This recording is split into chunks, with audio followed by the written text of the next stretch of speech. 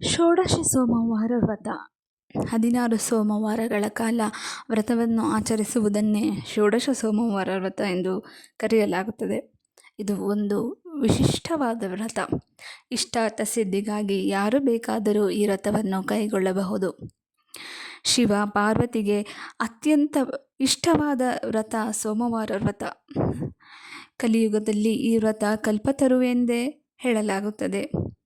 ವ್ರತ ಆಚರಿಸಿದ ಕೂಡಲೇ ಬಯಕೆ ಸಿದ್ಧಿ, ಎಲ್ಲ ಪಾಪಗಳಿಂದ ಮುಕ್ತರಾಗಿ ಶಿವನ ಸಾಯುಜ್ಯವೂ ಸಹ ಸಿಗುವುದು.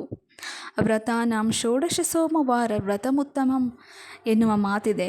ಅಂದರೆ ಎಲ್ಲ ವ್ರತಗಳಲ್ಲಿ ಷೋಡಶ ಸೋಮವಾರ ವ್ರತ ಉತ್ತಮವಾದದ್ದು.